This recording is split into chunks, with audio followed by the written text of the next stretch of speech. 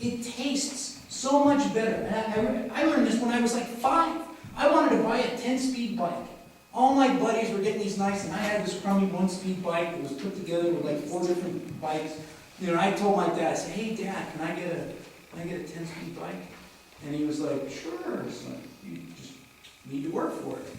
And I lived up in the Poconos, so you shovel a lot of snow in the winter up there. So I went to a lot of doors, knocked on doors, asking people if I could shovel their sidewalks and in their driveways in order to get the money. I worked hard for almost a year to raise the money. I delivered newspapers.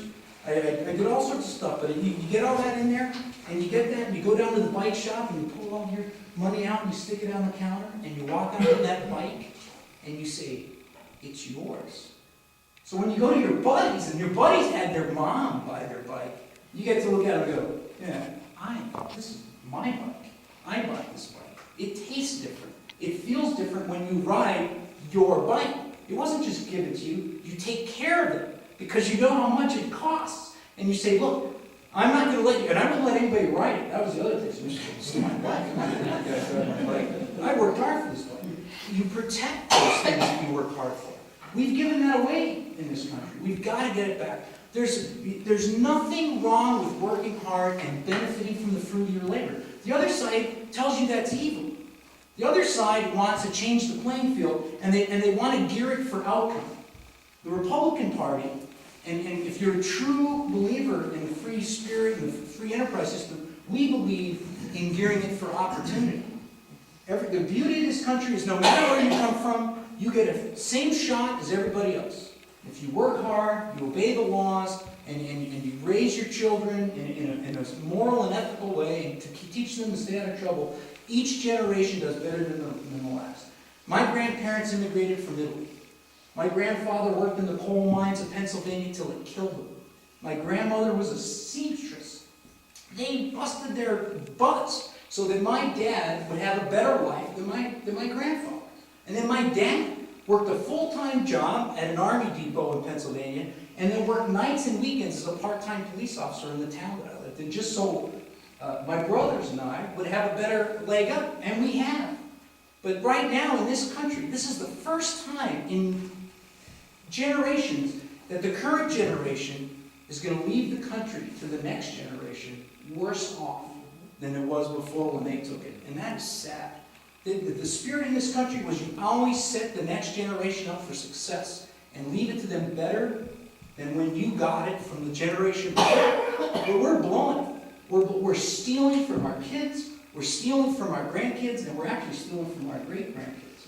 Mine are maybe, I'm like 2 generations still not born yet, and they're already dead up to their eyeballs. It's got to stop. We did it here in Arizona. We tightened the belt, we buckled down, we cut spending, we balanced the budget. It can be done. We've shown it here it can be done. I look forward, I dream of the day when the voters of this district send a message that they are going to send somebody that is proven to keep his word and fight for them like he did here in Arizona, so that I could walk on the floor of the House of Representatives in the U.S. Congress and give the speech that everybody here, everybody that's afraid of cutting the budget and cutting spending, everybody that's afraid of making the reforms to get the economy going, I did it in Arizona, and the voters rewarded me for it. They sent me up here to try to do it up here. So don't be afraid. It can be done. I want to tell all my colleagues, you can do this. I did it, and look at me. Don't be afraid. The voters want you to balance the budget. They want you to cut spending and shrink government. It can be done. You just got to have the courage to do that. And I've demonstrated that courage. The other guys in this race, you're going to hear them talk a lot of talk. They're theories, and they talk about how they promise they'll cut government spending. They talk about how they're going to reduce government. They'll talk about how they're going to fight to secure the border. None of them done. It's all theory. You've got a chance to vote for a known entity. You know what my record is. You know what my background is. You know where I stand because I hit the yes button and I put my money where my mouth is. Every time I push that little button, I made a decision on the behalf of 230,000 people out in District 30. And I have a record that I can run on now. All the other folks in this race are just hoping you believe them. And if you vote for them, you will be voting for them, I'm hoping. And the thing you got to think about is, do you want results or do you want hope? And the last time we voted for hope, it got us in a whole bunch of trouble. Okay? So I'm just asking everybody for your support. I appreciate you all coming out here tonight, and I could really use you on board this team. We have got to have a results-driven campaign and a results-driven group of congressmen up there that are going to fight for this country and get it back on sound financial footing, just like we've done here in Arizona. And I thank you all for coming out tonight, and I'd be happy to answer any questions. If anybody would like to answer questions, I'd be happy to answer. Yes, ma'am. Yeah, on healthcare. Governor Brewer is doing the exchanges. And I understand if the state does exchanges, you're into Obama healthcare. I would Yes, agree with no. you. I would agree with you, yes. But we've been fighting against it. The legislature has been opposed to allowing the exchanges to go into place. The hospitals have been leaning on her really hard and saying that, you got to do it just in case. And we voted to nullify Obamacare in the legislature. We voted to refer an initiative to the ballot that you guys actually approved, the Healthcare Freedom Act, that allows you to opt out of Obamacare. We are doing everything in our power. We gave her and the Attorney General the authority to sue the federal government under the 10th Amendment, saying that they don't have the right to come into Arizona and tell us how to run our healthcare system. We've been doing that at every level, and I hope the governor understands and has the strength to stand up to it and do the right thing, because I think it's a mistake. Because you're right. I think once you go and you say, okay, then they're going to say, well, I think it would jeopardize the case. And the Supreme Court will say, well, if it's such a bad thing, why did you guys implement some of the policy? And it will undermine our effort to fight it. So And what's her reasoning like then? I can't speak for her. I wish I could, but you're going to have to ask her. I know she gets a lot of political pressure from a lot of groups. And some of us can stand up to that, and some of us may bend a little bit, and some of us may try to find that middle ground. And you'll have to get it from her, because I don't know what she's thinking.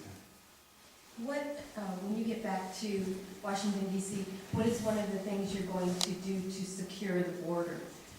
I mean, what is your first priority as far as saving Arizona from the immigration problem that we have? I've actually secured 2 borders in my life. It's kind of funny. I secured the border in Botswana, believe it or not, against Namibian poachers. President Clinton sent my A-team to train the Botswanan Defense Force in border security to stop a problem that the Botswanan government had with poachers from neighboring Namibia sneaking into Botswana, shooting elephants in the Okavango River Delta and cutting the tusks off and running back across the border. So we trained the BDF, we went up into the Okavango River Delta, we actually cut a swath, which the environmentalists here would go bananas over, a quarter-mile wide along the border, and we put up telephone poles with big bright lights on it. It was just a novel, no fence, but big bright lights. But I got the other side taping me here, but what the Botswana government did is they gave their military the authority, if they believed someone was poaching, which over there, tourism is a huge part of their economy, they were allowed to pursue these guys and, if necessary, use deadly force against poachers that were trying to kill elephants in Botswana. So when we created this path, if a bunch of poachers walked across it, we had these Kalahari bushmen that let you see the loincloth guys. This was unbelievable. They would follow these guys and track them down, and actually track those poachers down. In about 6 months, guess what? The poaching stopped. Worked. When we were in Iraq, we had the Iranians were trying to smuggle weapons into the terrorist groups that were starting to form inside Iraq to kill Americans. We had an incident, I don't know if you're familiar with it, that an American officer, a tanker, was killed by a sniper rifle that was bought by the Iranian government in Belgium for use for the Iranian police. And somehow that gun found its way into Iraq and killed an American soldier. This angered, well, rightfully so, the command over there, and they sent, again, special forces to the border to secure the border to stop the Iranians from smuggling weapons in. And using our standard techniques, we did that. And the smuggling stopped. Now, I'm not saying that that's the solution for here. I'm just saying, if you have the political will, and you have the people that want to secure that border, it's securable. Here's what I would do. I've been down there. And that's the other thing. There's nobody else in this race that has spent more time on that border than me. I've been out there, I've walked the Krentz Ranch. I was out there 2 weeks ago with Phil Krentz, the brother of Rod Krentz. I was out there with Sue, his wife. I was out there with Louis Pope. I was out there with the Arena family. They took me around. They took me on a tour of what is going on down there and what they have to put up with. I met a gentleman that had his home broken into so many times, he went and bought a steel Connex, put it out in the back of his yard, and puts all of his valuables in the steel Connex, and locks it up in that Connex every time he leaves his house, because half his stuff's been stolen so many times. He can't leave anything of any value in his home because it gets broken into and gets stolen. How'd you like to live like that? It's criminal. So they took me down and they showed me, and we walked right up to the fence. And it's 3 strands of barbed wire still down there, still that day. The fence comes out from Douglas and it stops. And then it goes to the vehicle barriers, goes for a little ways out, and then it stops. And then it goes to triple strand barbed wire all the way to the New Mexico border. If you have, one of the things I learned in the Army is you have to have a layered and integrated defense. It works. It works.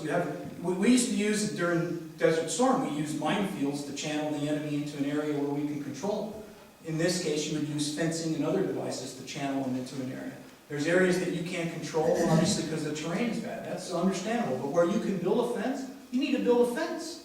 It slows them down. But you have to have boots on the ground. You got to have boots on the ground down there in that section of the border, so that when somebody sees somebody coming across the border, you can have Border Patrol or National Guard there fast to scarf those guys up. They did it out in the Yuma sector. They built a triple strand fence. A wall and a triple strand fence. They put cameras up. They can see New Mexico 20 miles before the guy even gets to the fence. When he starts coming to the fence, they call up the guys and they sit there in the truck, wait for the guy to jump over the fence, and they run over and they grab him. It's a crazy novel concept. It's doable here. It's doable. We can secure this border. We've got to put the manpower and the resources down there. We've got to build the fence. We've got to put the technology up. There's a thing down in Fort Huachuca called an aerostat balloon. Did you guys ever go down there? Did you ever see that big balloon? It looks like a big balloon. Yes. It's got a big sensor ball on it. That thing can see probably 100 miles. You put one of those up every 100 miles, you can cover the entire border. You can sit up there and you can see anybody. It's infrared. You can see, they can't hide from that thing. Their body gives them away, their body heat. You can see these guys coming. You get on a little radio. We did this in Afghanistan.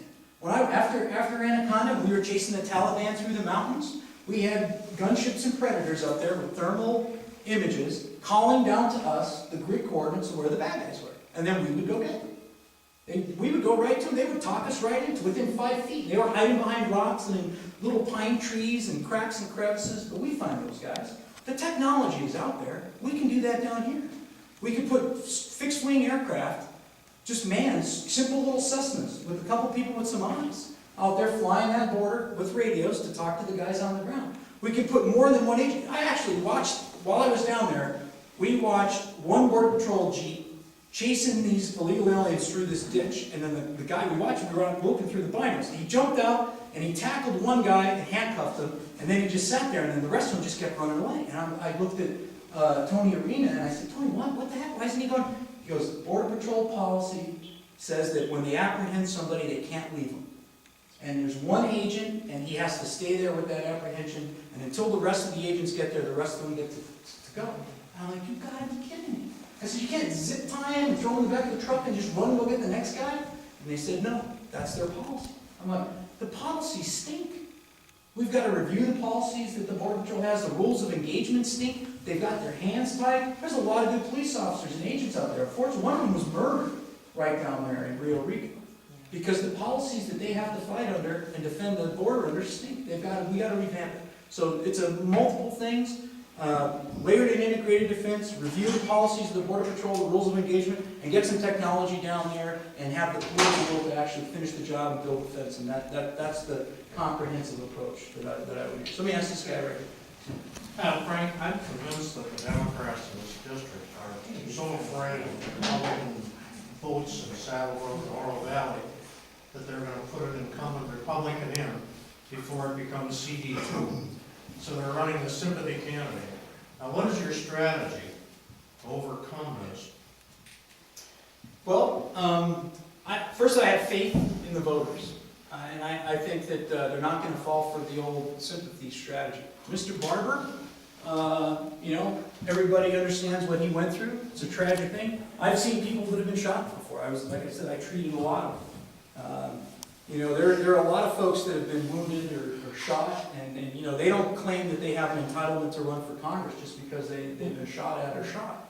What happened was a tragedy, and it was sad that it happened that way. It was because a mentally ill individual was allowed to slip through the cracks because some folks at the college over there knew that the guy wasn't all there, and they didn't have the political courage to do what was the law. The law actually allowed them to refer him for mental health screening, and they just didn't do it. That whole tragedy could have been averted, but unfortunately it didn't.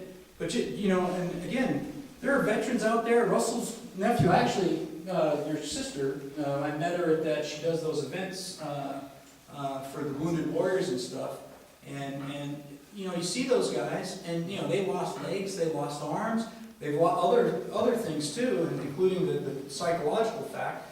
But they're not all running under this entitlement. If he runs, he's got to explain to the voters why he should be their congressman. He's got to explain what his policies are. He's got to explain what he stands for.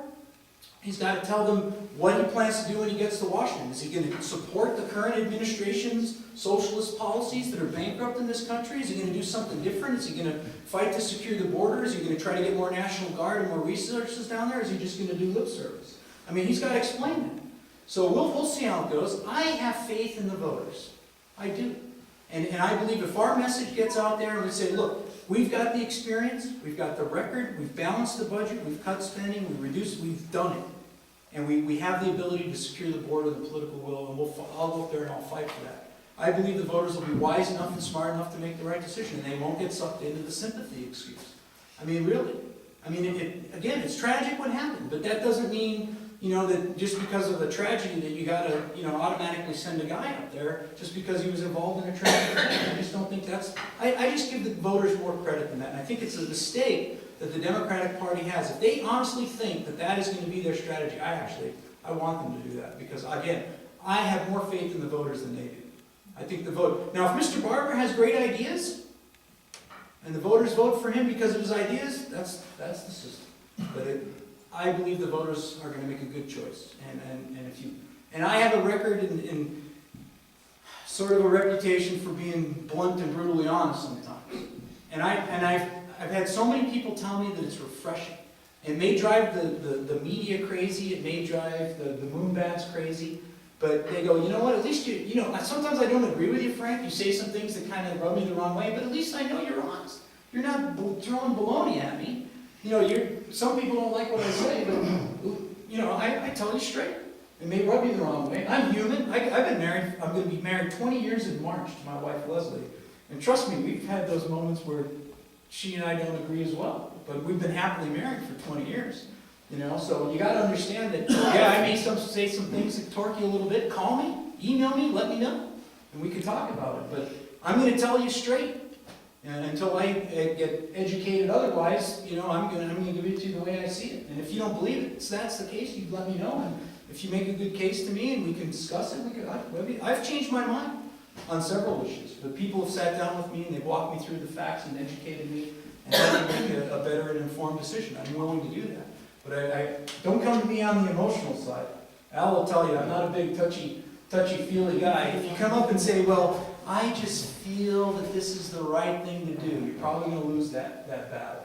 I'm a data guy, I'm a numbers guy, I'm a facts guy. You got to show it to me before I change my mind.